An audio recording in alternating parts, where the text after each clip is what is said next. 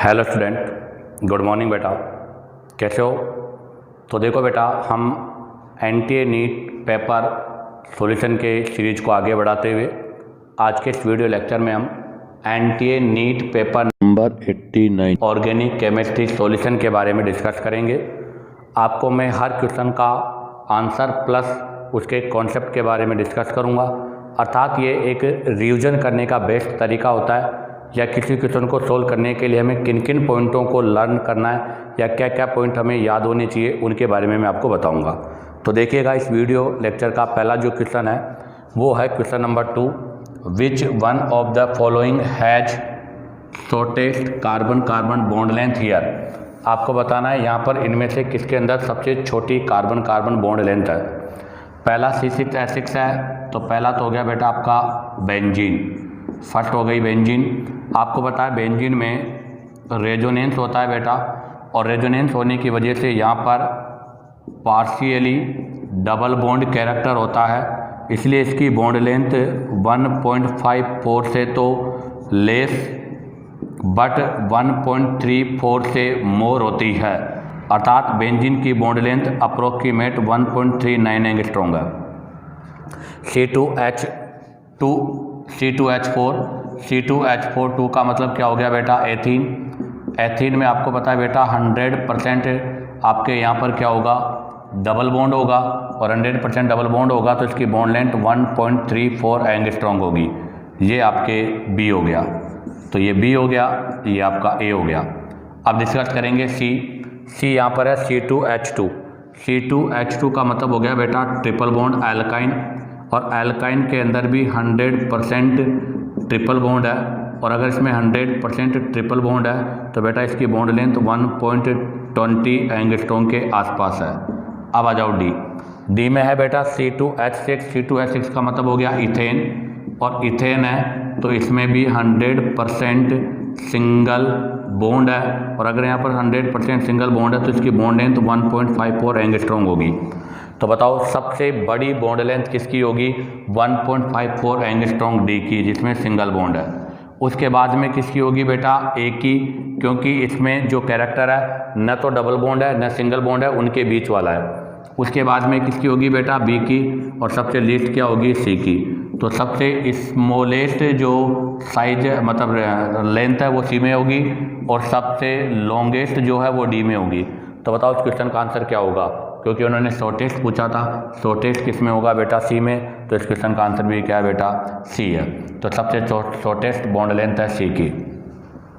अब आ जाइएगा next question number 3, in the reaction sequence. ये आपको रिएक्शन सीक्वेंस गिवन है, अर्थात एल्किल हैलाइड गिवन है CCCBr, इसका रिएक्शन करना है AgCN के साथ। तो देखो बेटा यहाँ से दो होते हैं, एक तो होता है सोडियम साइनाइड, एक AgCN। आपको पता है sodium cyanide are the ionic, और आयनिक होने की वजह से यहाँ पे CN माइनस, अर्थात कार्बन पे माइनस, ये आपका न्यूक्लियोफाइल अटैकिंग ग्रुप है, जबकि AgCN जो होता है वो कोविलेंट होता है। अतः यहाँ पर नाइट्रोजन अपना लोन पे डोनेट करता है, इसलिए CCCNC यहाँ पर आपका जो प्रोडक्ट बनता है बेटा वो आइसोसाइनाइड होता है, जबकि सोडियम साइनाइड के अंदर जो प्रोडक्ट बनता है वो साइनाइड होता है। तो सोडियम साइनाइड में साइनाइड बनेगा, इसमें आइसोसाइनाइड बनेगा, ठीक है बेटा। और ये कौन सा रिएक्शन है? SN2, अर्थात न्यूक्लियोफिलिक सब्स्टिट्यूशन रिएक्शन है। अब यहाँ पर आइसोसाइनाइड बना है, उसका हाइड्रोलाइसिस करना है एसिडिक मीडियम में। तो बहुत सिंपल है बेटा, आइसोसाइनाइड का हम हाइड्रोलाइसिस करेंगे यहाँ से, तो इधर H2 हो जाएगा, इधर OO हो जाएगा। अर्थात इससे आपके पास एक तो बन जाएगा 1 डिग्री अमाइन, और एक आपका बनेगा फॉर्मिक एसिड। तो यहाँ से इसके अर्थात आइसोसाइनाइड के हाइड्रोलाइसिस से 1 degree amine plus carboxylic acid का फॉर्मेशन होता है, ठीक है। और जबकि अगर हम साइनाइड का हाइड्रोलाइसिस करते हैं इनकम्प्लीट पहले, तो पहले तो बनेगा क्या बेटा? पहले यहाँ पर बनेगा आपका अमाइड। क्या बनेगा बेटा? पहले अमाइड, और अमाइड का फिर अगेन हम हाइड्रोलाइसिस करते हैं, तो अमाइड के हाइड्रोलाइसिस से क्या बनता है? Carboxylic acid. तो बताओ इस क्वेश्चन का आंसर क्या होगा? क्योंकि उन्होंने वाई पूछा है और आइसोसाइनाइड का फॉर्मेशन है, तो वाई की वैल्यू अमाइन है। कौन सी अमाइन है? 3 कार्बन के साथ। तो बेटा इसका आंसर होगा आपका फर्स्ट। इसी के साथ आपका क्वेश्चन 2 और 3 कंप्लीट होता है। आप चाहो तो यहाँ से इसका स्क्रीनशॉट ले सकते हो। अब हम यहाँ से नेक्स्ट क्वेश्चन के बारे में डिस्कस करेंगे। तो देखिएगा बेटा next question number 8, which among the following reagents can convert RX into alkane. अर्थात आपको ये बताना है कि एक एल्किल हैलाइड को RR एल्केन में RH एल्केन में कन्वर्ट करने के लिए कौन सा रिएजेंट यूज किया जाता है। तो बेटा एल्किल हैलाइड को एल्केन में कन्वर्ट करने के लिए सबसे पहले तो रेड फास्फोरस प्लस HI जो कि रिड्यूसिंग एजेंट है उसको हम यूज करते हैं। सेकंड इसका रिएक्शन करते हैं sodium in presence of dry ether जिसको हम वुड्स रिएक्शन बोलते हैं। इसको इसमें कन्वर्ट करने के लिए सिंपल एल्किल हैलाइड में अगर चेंज करना हो एल्केन में तो वुड्स रिएक्शन को ही लेंगे। इसके अलावा अगर हम बात करें तो एक और आपका आता है R2CuLi गिलमान रिएजेंट को लेते हैं। और इसके अलावा एक और है reducing agent try butyl tin hydride, इसको भी हम यूज करते हैं। तो ये वो रिएजेंट है जिनके वाया एल्किल हैलाइड एल्केन में कन्वर्ट होता है। तो बताओ इस क्वेश्चन का आंसर कौन सा होगा। फर्स्ट भी राइट है, सेकंड भी राइट है, थर्ड भी राइट है, ऑल ऑफ दीज। अब आ जाइएगा question number 12, in the given reaction C6H5CH2COOH NH3 whole twice मतलब NH3 प्लस हीटिंग सेकंड में P2O5 X विल बी, आपको बताना है यहाँ पर X क्या होगा। तो ये कार्बोक्सिलिक एसिड का रिएक्शन है तो देखो क्या होगा PHCH2C डबल बॉन्ड OH। सबसे पहले बेटा इसका रिएक्शन अमोनिया के साथ, तो आपको पता है अमोनिया बेस है, कार्बोक्सिलिक एसिड है, एसिड बेस रिएक्शन होगा अर्थात न्यूट्रलाइजेशन हो जाएगा। और न्यूट्रलाइजेशन के वाया किसका फॉर्मेशन होगा, सोल्ट का फॉर्मेशन हो गया, ये सोल्ट बन गया। इसको साथ में हीट भी करना है तो जैसे मैं हीट करूँगा बेटा यहाँ से H2O वाटर मोलिक्यूल्स रिमूव हो जाएगा, 2 हाइड्रोजन यहाँ से, 1 ऑक्सीजन यहाँ से, और PHCH2C double bond O amide का फॉर्मेशन हो जाएगा। अब आपके पास जो अमाइड बना है अर्थात PHCH2C डबल बॉन्ड O जो अमाइड बना है इसका रिएक्शन करना है P2O5 में, और P2O5 are the responsible for dehydration अर्थात डिहाइड्रेशन के लिए रेस्पॉन्सिबल है। तो जरा आप देखो NH2 में यहाँ पर क्या होगा, यहाँ पर आपका डिहाइड्रेशन हो जाएगा अमाइड का, और अमाइड में नाइट्रोजन के पास 2 लोन पेयर है, ये 2 हाइड्रोजन है, ये वाटर में रिमूव हो जाएगा, और कार्बन और नाइट्रोजन के बीच में ट्रिपल बॉन्ड का फॉर्मेशन हो जाएगा। और ट्रिपल बॉन्ड के फॉर्मेशन का मतलब क्या बन जाएगा बेटा, साइनाइड का फॉर्मेशन हो जाएगा। तो यहाँ से साइनाइड प्रोडक्ट बनेगा। तो बताओ कौन सा आंसर सही है। फर्स्ट आपका है बट ये वाला, सेकंड बी वाला ये है, सी इसका राइट आंसर है क्योंकि उसने लास्ट फाइनल आंसर पूछा है कि एक्स क्या होगा, तो क्वेश्चन 12 का आंसर क्या होगा बेटा सी। अब आप चाहो तो यहाँ से इनका स्क्रीनशॉट ले लो। अब हम यहाँ से नेक्स्ट क्वेश्चन के बारे में डिस्कस करेंगे। तो देखिएगा बेटा next question number 16, conversation of isobutene into isobutyl alcohol C और C। ये आइसोब्यूटीन है, इसको कन्वर्जेशन करना है आइसोब्यूटाइल अल्कोहल में। तो ध्यान रखना बेटा एल्किन से अल्कोहल बनाने को हम क्या बोलते हैं, तो ये रिएक्शन आपका होता है एडिशन ऑफ वाटर। और एल्किन से अल्कोहल बनाने के लिए 3 टाइप के हम रिएजेंट यूज करते हैं। पहला addition of water in acidic medium अर्थात एसिड कैटालाइज हाइड्रेशन पहला, तो सेकंड हो जाएगा ऑक्सी मर्क्यूरेशन डीमर्क्यूरेशन, और थर्ड हो जाएगा हाइड्रोबोरेशन ऑक्सीडेशन। हाइड्रोबोरेशन ऑक्सीडेशन में तो हम जो रिएजेंट यूज करते हैं बोरेन THF हाइड्रोजन पेरोक्साइड इन बेस मीडियम, और ऑक्सी मर्क्यूरेशन डीमर्क्यूरेशन में हम जो रिएजेंट यूज करते हैं HgOAc mercuric acetate water THF, और सेकेंड स्टेप में NaBH4 बेस मीडियम, और यहाँ पर हम H3O हाइड्रोनियम आयन अर्थात डाइल्यूट H2SO4 को यूज करते हैं। अब ध्यान दे बेटा अगर इनकी स्टीरियोकेमिस्ट्री की बात करें तो यहाँ MKW रूल लगेगा, यहाँ भी MK मार्कोनियोप लगेगा, बट यहाँ पर आपका एंटी मार्कोनी लगेगा। आगे बात करूँ मैं बेटा नेक्स्ट एडिशन की, तो बेटा आपका ये कोई स्पेशल नहीं है, यहाँ पर हमेशा एंटी एडिशन होता है, दोनों अपोजिट रिएक्शन में ऐड होगा, जबकि ये आपका बेटा सिन एडिशन होता है।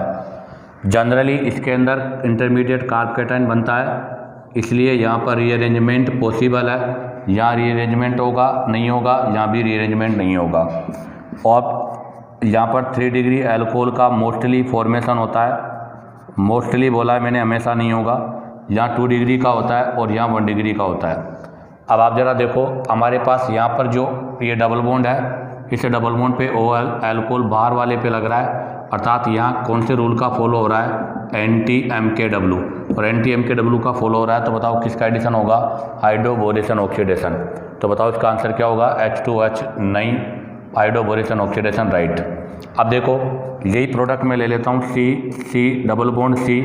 अगर मैं इसका एसिडिक मीडियम में कराता तो C यहाँ पर OH होता, अर्थात 3 डिग्री एल्कोहल बनता। और अगर मैं इसी का ऑक्सी मर्क्यूरेशन डीमर्क्यूरेशन में कराता तो बेटा मर्क्यूरेशन डीमर्क्यूरेशन में भी यही बनता। बट इसका रिएक्शन में हाइड्रोबोरेशन ऑक्सीडेशन में कराऊंगा तो एंटी मार्कोनियोव रूल के अकॉर्डिंग OH बार वाले पे बनेगा, जो कि 1 डिग्री एल्कोहल का फॉर्मेशन करता है। इसलिए इस क्वेश्चन का आंसर होगा बेटा B। अब आप चाहो तो यहाँ से इसका स्क्रीनशॉट ले सकते हो। अब हम यहाँ से नेक्स्ट क्वेश्चन के बारे में डिस्कस करेंगे। तो देखिएगा बेटा, नेक्स्ट क्वेश्चन नंबर 18, हमारा नेक्स्ट क्वेश्चन नंबर 18 है। इन द रिएक्शंस, ये एल्काइन है, इस पर NaNH2 अमोनिया के साथ रिएक्शन करना है। A बनेगा, उसका इसके साथ रिएक्शन करना है, B बनेगा। तो देखो आप, सबसे पहले आपके पास CH3 ट्रिपल बॉन्ड CH है। बेटा आपके पास जो एल्काइन है वो टर्मिनल एल्काइन है, और उसमें ये वाला हाइड्रोजन आपका एसिडिक हाइड्रोजन है। जब इसका रिएक्शन हम NaNH2 के साथ कराएंगे तो NaNH2 बेस है, तो सबसे पहले एसिड बेस रिएक्शन होगा और इसके via CH3 triple bond CNA+- salt का फॉर्मेशन होगा। और ये सोल्ट बेटा यहाँ पर न्यूक्लियोफाइल की तरह बिहेव करेगा, और वो भी स्ट्रॉन्ग न्यूक्लियोफाइल है, इसलिए it is the responsible for SN2, अर्थात NSR में SN2 के लिए रेस्पॉन्सिबल है। क्यों? क्योंकि आप ज़रा देखो आगे आपको एल्किल हैलाइड गिवन है, तो जैसे ये न्यूक्लियोफाइल इस पर अटैक करेगा, आपका Br लीविंग ग्रुप यहाँ से रिमूव हो जाएगा। तो बताओ क्या प्रोडक्ट बन जाएगा, C ट्रिपल बॉन्ड C, आपके पास ये प्रोडक्ट का फॉर्मेशन हो जाएगा। 1 2 3 4 5 6, अर्थात 2 हेक्साइन प्रोडक्ट का फॉर्मेशन होगा। तो बताओ इसका कौन सा आंसर राइट है, आपका बेटा फर्स्ट आंसर राइट है। अब आ जाएगा क्वेश्चन नंबर 21। तो ये बेटा 21 नंबर का क्वेश्चन है। Question number 21, which of the following effect are possible in orthonitrophenol. आप बताओ कि ऑर्थोनाइट्रोफिनॉल में कौन सा इफेक्ट ऑब्जर्व होता है। तो देखो आप, ये होता है आपका ऑर्थोनाइट्रोफिनॉल, इसके बारे में कुछ पॉइंट्स भी हम डिस्कस करेंगे। ये तो देखो ऑर्थोनाइट्रोफिनॉल में सबसे पहले तो यहाँ पर मैं बात करूँ तो इंट्रामोलिकुलर हाइड्रोजन बॉन्डिंग होती है बेटा, और इंट्रामोलिकुलर हाइड्रोजन बॉन्डिंग की वजह से इसका बॉइलिंग पॉइंट जो होता है वो लेस देन पैरा होता है। दूसरा, इसकी जो सोलिबिलिटी है वो भी लेस देन पैरा होती है। थर्ड, इसकी जो एसिडिटी है वो भी लेस देन पैरा होती है। अब देखो बेटा, यहाँ पर NO2 ग्रुप लग रहा है तो NO2 का -M भी लगेगा और -I भी लगेगा, अर्थात यहाँ पर इसका मेजोमेरिक इफेक्ट भी है और इंडक्टिव इफेक्ट भी है। तो बताओ इस क्वेश्चन का आंसर क्या होगा। फर्स्ट -I इफेक्ट बिल्कुल ऑब्जर्व होगा, R resonance effect mesomeric effect observe होगा, इंट्रामोलिकुलर हाइड्रोजन बॉन्डिंग भी होगी। तो इसका आंसर होगा बेटा ऑल ऑफ दीज। इसी के साथ आपके क्वेश्चन कंप्लीट होते हैं। आप चाहो तो यहाँ से इसका स्क्रीनशॉट ले लीजिएगा।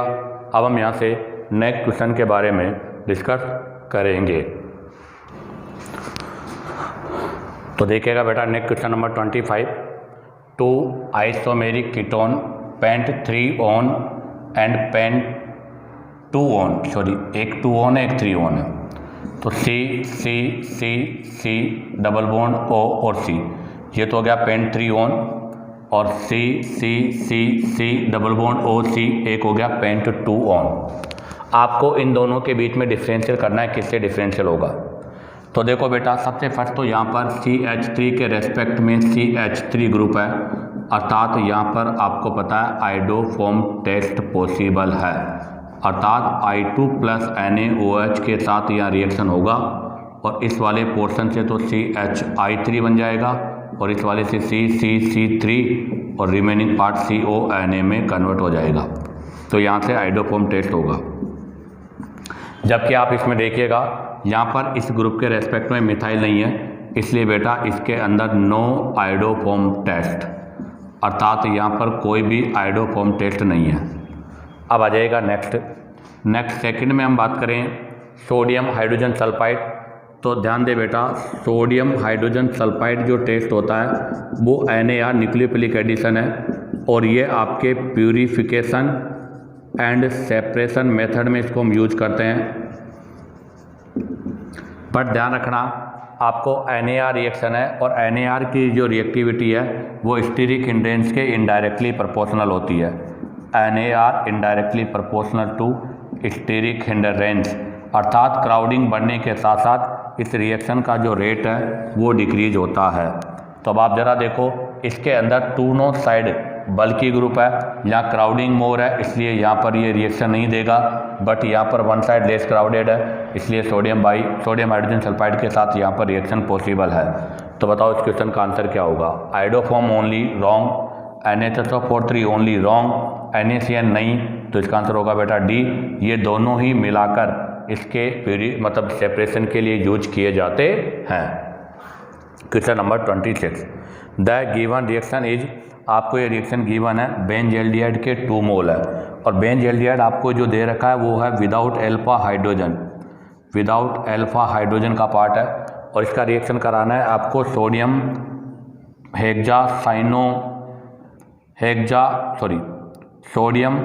टेट्रा कोबाल्ट, ये क्या नाम है इसको, CO कार्बोनिल फेरेट है, ये कॉम्प्लेक्स है, इसकी प्रेजेंस में किया है और यहाँ पर आपके पास क्या बना है, एस्टर बना है। तो बेटा ये आपके केनिजारो का ही पार्ट है, बट ये मॉडिफाई केनिजारो है जिसको हम टिसेनको रिएक्शन बोलते हैं।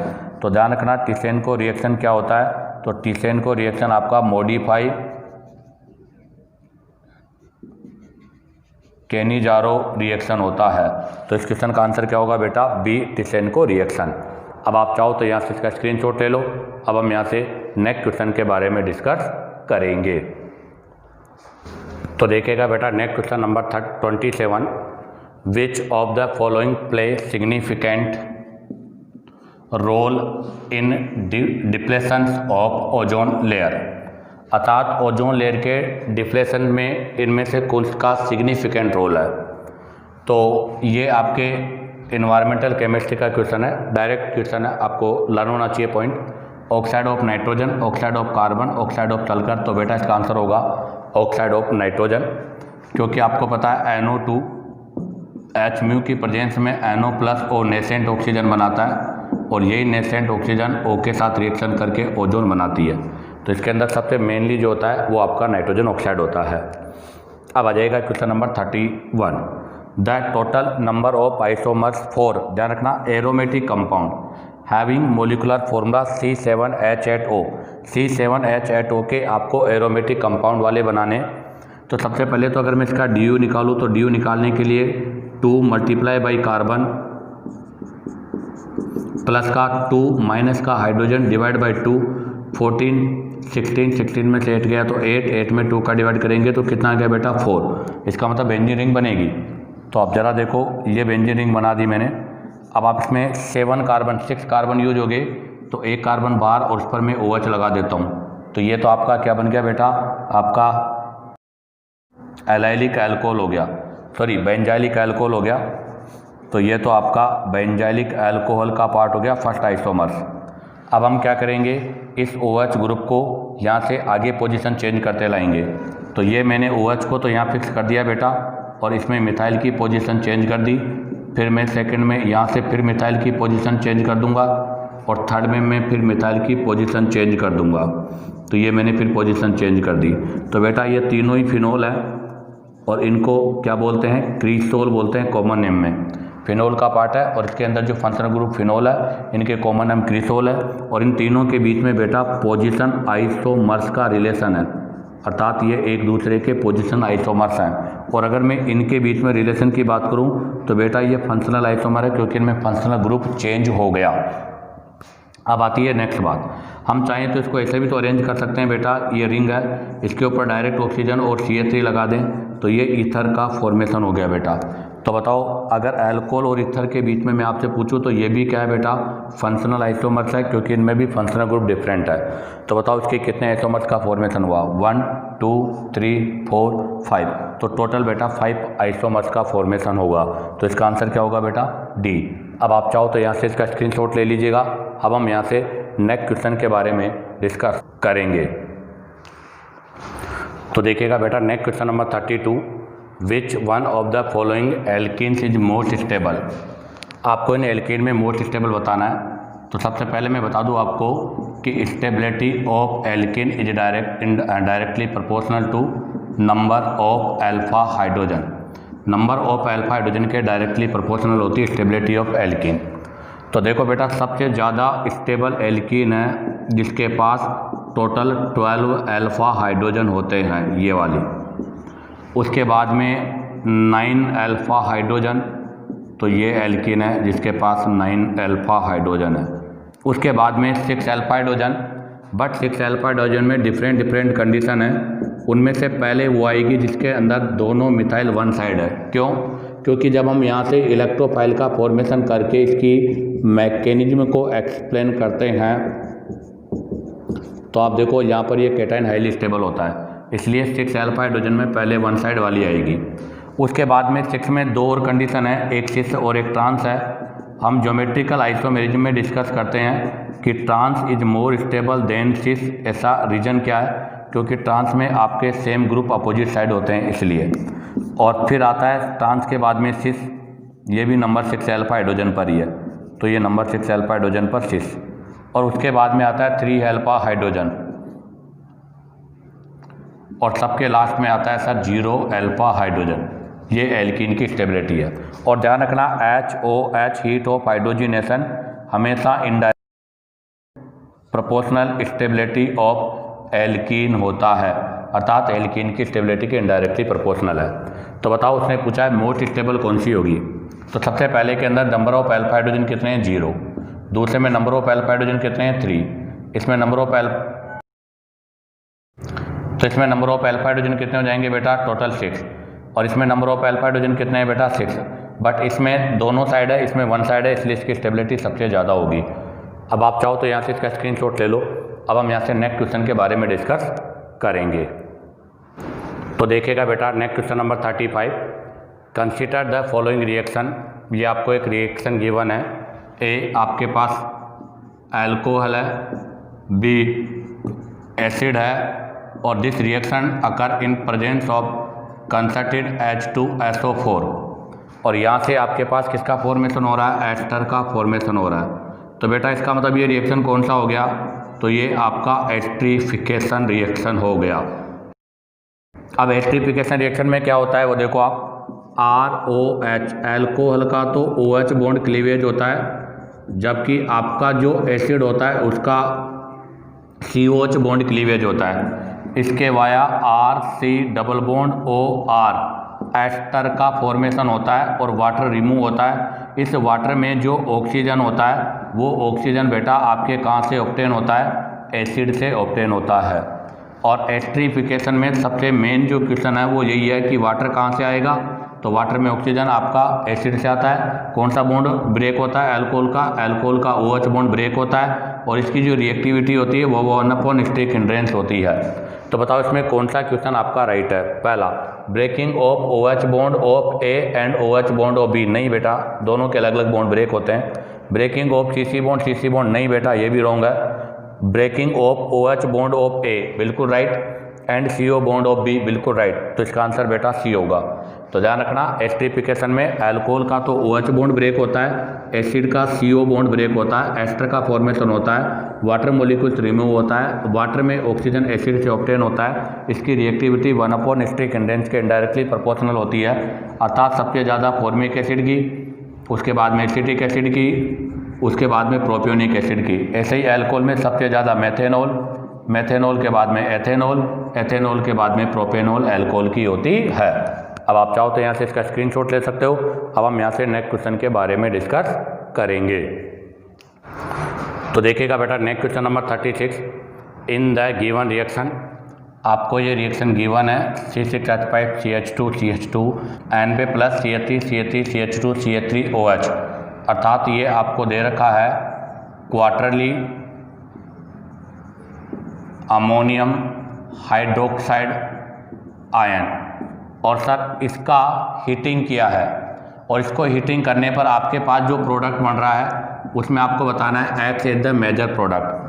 तो ध्यान रखना बेटा, क्वार्टरली अमोनियम हाइड्रोक्साइड को जब हम हीट करते हैं तो सर यहाँ पर आपका हाफ मान रूल अप्लाई होगा, अर्थात ये एक एलिमिनेशन का पार्ट है जिसमें हाफ मान आपका रूल होगा, और इसको हम बोलते हैं पायरोलाइसिस।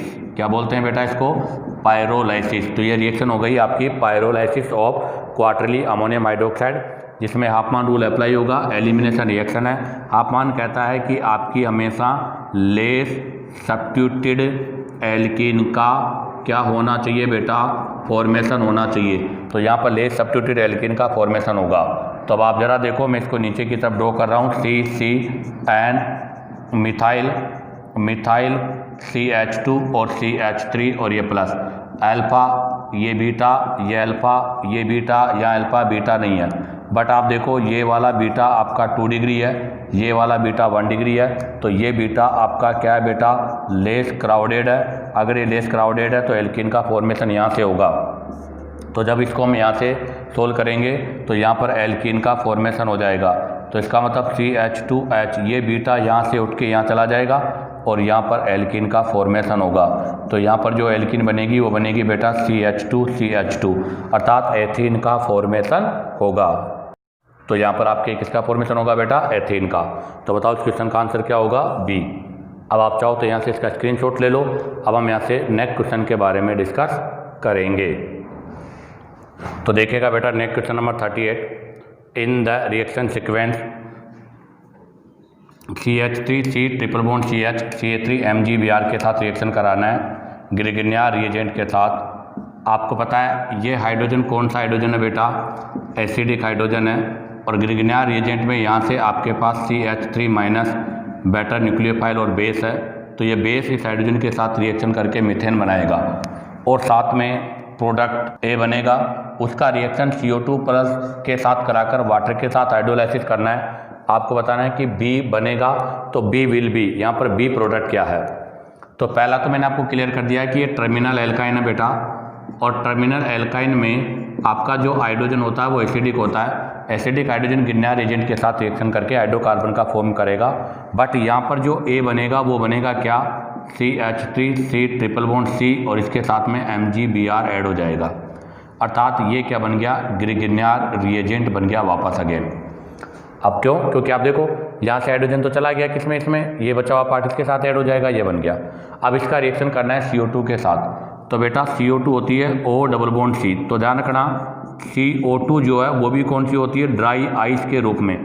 अब इसका रिएक्शन करूँगा मैं ग्रिग्नियर रिएजेंट के साथ। ये ग्रिग्नियर रिएजेंट है, आपको पता है ये माइनस है, तो माइनस प्लस पे आएगा और प्लस माइनस पर। तो यहाँ से जब रिएक्शन होगी तो C ट्रिपल बॉन्ड C, ये 3 तो C के हो गए, ये वाला C आ गया, यहाँ पर O डबल बॉन्ड और यहाँ पर O माइनस, और साथ में MgBr ऐड हो जाएगा। और अब इसका हम यहाँ से क्या करेंगे बेटा? एसिडिक मीडियम में हाइड्रोलाइसिस कर देंगे। ये आपका NaR हो गया। जैसे इसका हाइड्रोलाइसिस करेंगे एसिडिक मीडियम में, यहाँ पर H, वहाँ पर OH हो जाएगा। C triple bond C double bond OH, acid का फॉर्मेशन हो जाएगा, और वो प्रोडक्ट आपका MgBr OH हो जाएगा।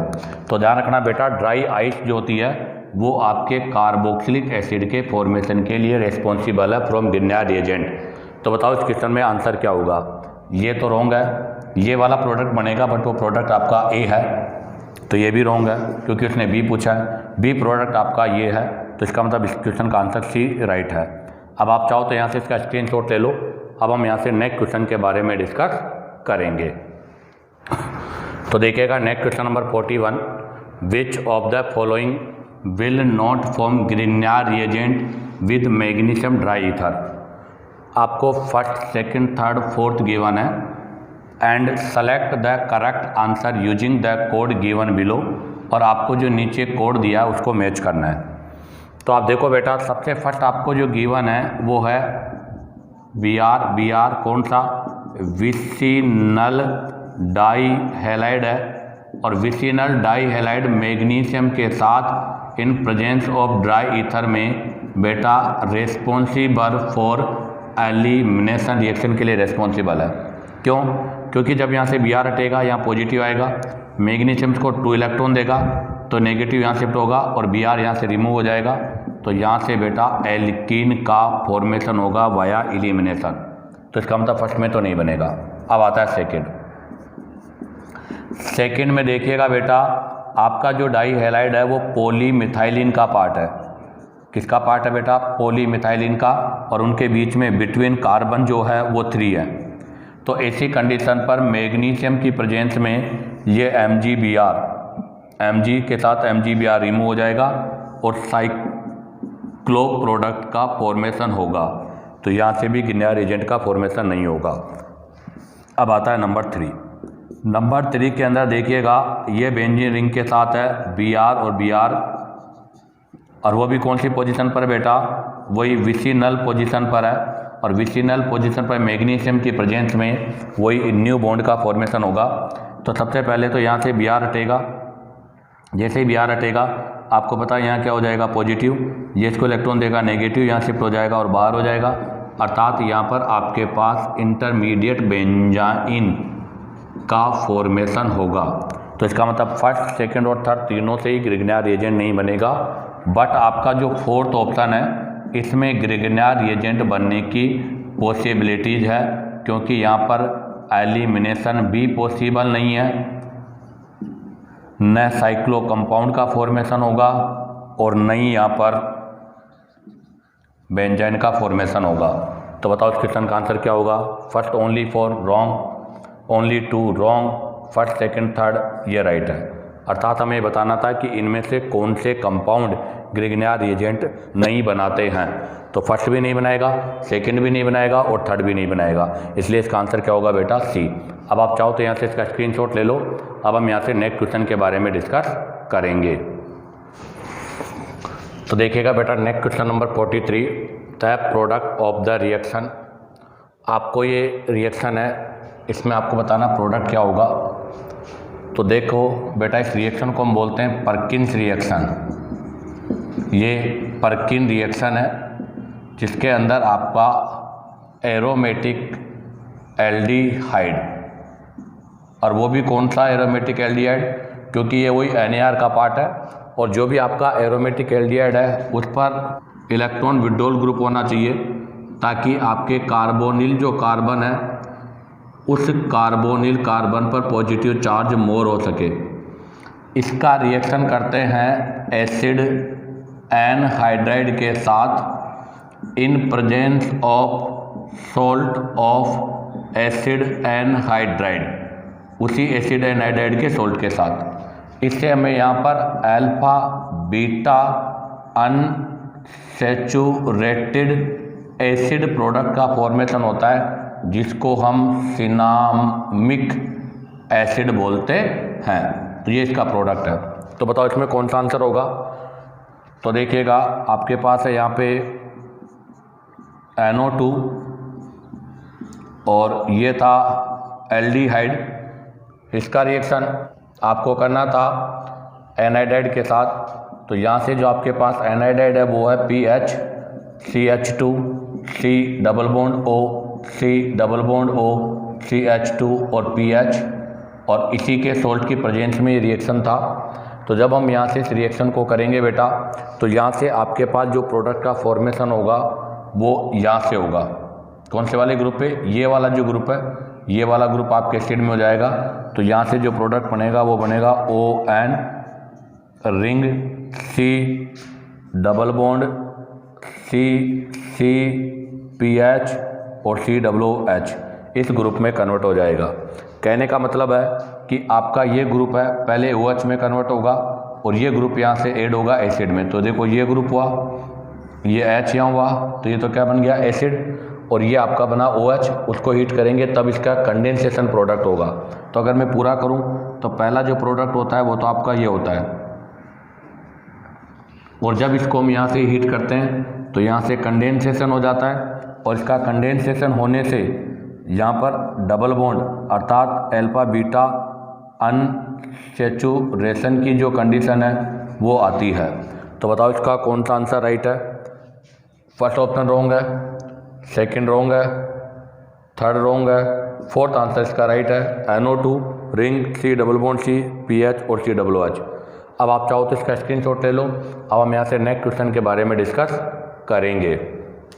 तो देखिएगा बेटा next question number 44, which one of the compound behave as an electrophile as well as nucleophile. आपको बताना है कि इनमें से कौन सा इलेक्ट्रोफाइल और न्यूक्लियोफाइल दोनों है। फर्स्ट है आपका एसीटोन। तो देखिएगा बेटा एसीटोन ये होता है, इसमें पोलराइजेशन होता है या पार्शियली नेगेटिव या पार्शियली पॉजिटिव। तो ये इलेक्ट्रोफाइल की तरह बिहेव करेगा और ये न्यूक्लियोफाइल की तरह बिहेव करेगा। तो इसका आंसर होगा फर्स्ट। साइनाइड आइन, ध्यान रखना बेटा साइनाइड आइन में आपके ये एम्फीबिडेंट लिगेंड है, कार्बन का माइनस भी ऐड हो सकता है और नाइट्रोजन का लोन पेयर भी, इसलिए एक बार ये साइनाइड बनाता है, एक बार आइसोसाइनाइड बनाता है। ऐसे नाइट्राइट आइन, इसमें भी यही है बेटा N डबल बॉन्ड O, अगर इसमें नाइट्रोजन जुड़ता है तो नाइट्रो और ON डबल बॉन्ड O जुड़ता है तो नाइट्राइट। इसका मतलब ये भी एम्फीडेंट लिगेंड है, तो ये एम्फीडेंट न्यूक्लियोफाइल है, तो ये भी एम्फीडेंट न्यूक्लियोफाइल है, ये भी एम्फीडेंट न्यूक्लियोफाइल है। ऐसे ही आपका सल्फेट है। तो बताओ इस क्वेश्चन का आंसर क्या होगा बेटा? एसीटोन, जिसमें इलेक्ट्रोफाइल न्यूक्लियोफाइल दोनों सेंटर है। नेक्स्ट क्वेश्चन नंबर 45 क्वेश्चन में देखिएगा बेटा ये फिनोल है, इस फिनोल पर हीट क्लोरोफॉर्म प्लस अल्कोहलिक केओच के साथ हीट करना है। तो हमने अभी देखो इससे पहले डिस्कस किया था कि ये फिनोल है, और अगर फिनोल पर हम किसका रिएक्शन करा रहे हैं? Chloroform plus alcoholic KOH. ऐसा ही आता है एक क्लोरोफॉर्म प्लस अल्कोहलिक केओच। तो इस रिएक्शन को हम क्या बोलते हैं बेटा? रीमर टीमान रिएक्शन बोलते हैं। क्या बोलते हैं इसको हम? रीमर टीमान रिएक्शन बोलते हैं। तो ये रीमर टीमान रिएक्शन है, और इससे यहाँ पर आपके पास बेंज एल्डिहाइड सैलिसिलिक एल्डिहाइड का फॉर्मेशन होता है। बट अगर यही रिएक्शन हम कार्बन टेट्राक्लोराइड की प्रेजेंस में वही अल्कोहलिक केओच के साथ कराते हैं तो बेटा सेम यही प्रोसेस होता है, बट इतना डिफरेंस है कि यहाँ पर कार्बोक्सिलिक एसिड बन जाता है। तो यहाँ पर क्या बन जाएगा? कार्बोक्सिलिक एसिड, अर्थात ये बन जाएगा आपका सैलिसिलिक एसिड। तो बताओ यहाँ पर X क्या है? तो यहाँ पर बेटा X सैलिसिलिक एसिड है। ऐसा क्यों? क्योंकि देखो यहाँ पर तो इंटरमीडिएट बनता है CCl2 कार्बिन, CCl2 कार्बिन की फॉर्म, बट यहाँ पर जो बनेगा उसमें आपके पास 3 क्लोरीन होंगे, और जब इस 3 क्लोरीन पर 3 OH ग्रुप होंगे तो यहाँ से वाटर मॉलिक्यूल्स रिमूव होकर किसका फॉर्मेशन होगा? एसिड का फॉर्मेशन होगा। अब आपके पास X बन गया। अब X जो बनेगा उसका रिएक्शन करना है मेथेनॉल के साथ। तो बताओ X क्या बना? तो बेटा आपके पास यहाँ पर जो X बन रहा है वो है सैलिसिलिक एसिड। अब ये जो सैलिसिलिक एसिड बना है इसका रिएक्शन करना है मेथेनॉल के साथ। तो बताओ क्या होगा? अब आप जरा देखो, मेथेनॉल के साथ रिएक्शन करेंगे तो ऐसी कंडीशन पर आपका जो कार्बोक्सिलिक एसिड है वो एसिड है, मेथेनॉल बेस है, तो यहाँ से क्या होगा? कार्बोक्सिलिक एसिड अपना H और इसको OH, यहाँ से ये रिएक्शन हो जाएगा एस्ट्रीफिकेशन का पार्ट।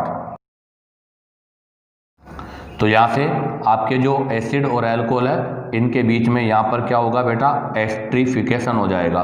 तो यहाँ से एस्ट्रीफिकेशन रिएक्शन होगी, और एस्ट्रीफिकेशन रिएक्शन के वाया यहाँ से OH और यहाँ से H रिप्लेस हो जाएगा, और ये इस पर आकर ऐड होगा। तो OH C double bond OOCH3 अर्थात एस्टर का फॉर्मेशन हो जाएगा। अब इसका नाम क्या है बेटा? तो इसका नाम देखो, इसका नाम क्या था? इसका नाम था बेटा सैलिसिलिक एसिड, बट ये एस्टर हो गया।